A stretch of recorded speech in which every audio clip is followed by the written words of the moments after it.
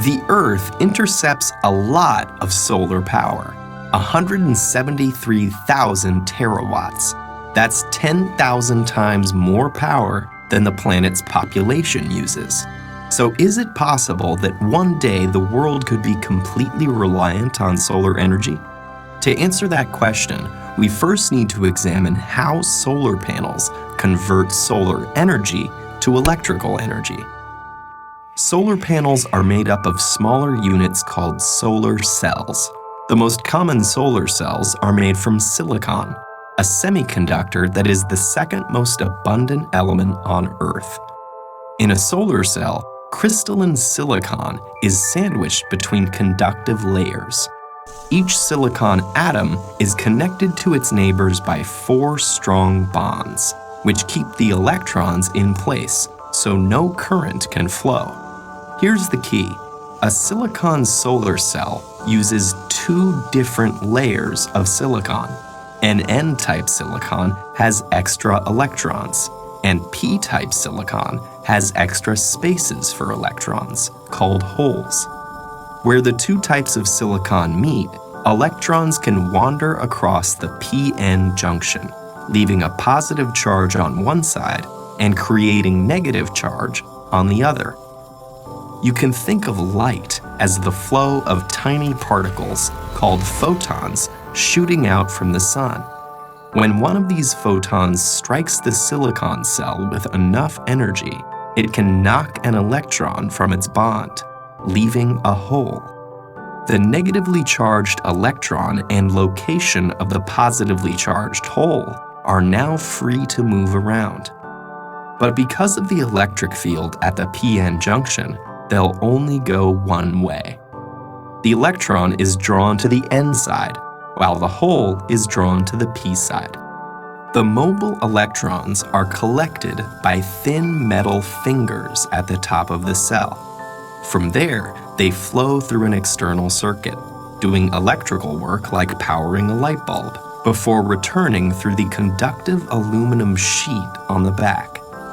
Each silicon cell only puts out half a volt, but you can string them together in modules to get more power.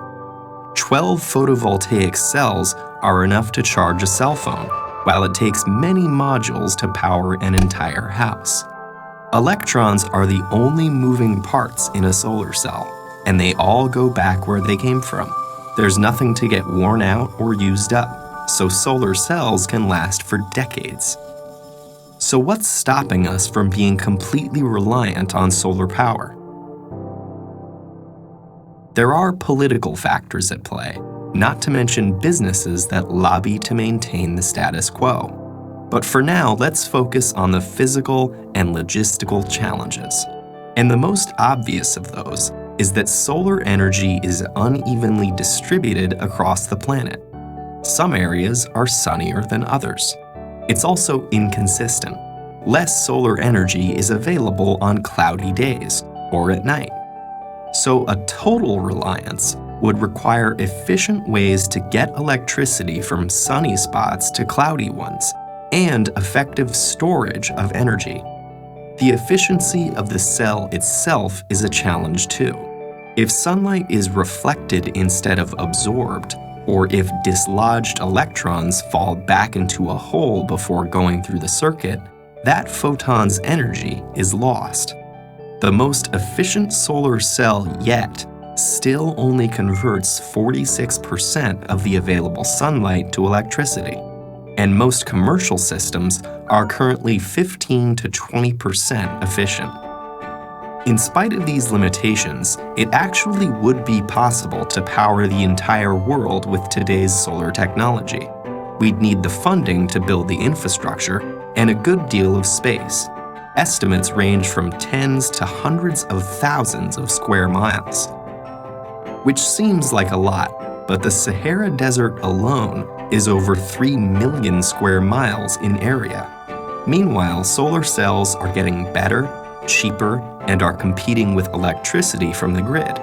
And innovations like floating solar farms may change the landscape entirely. Thought experiments aside, There's the fact that over 1 billion people don't have access to a reliable electric grid, especially in developing countries, many of which are sunny. So in places like that, solar energy is already much cheaper and safer than available alternatives like kerosene.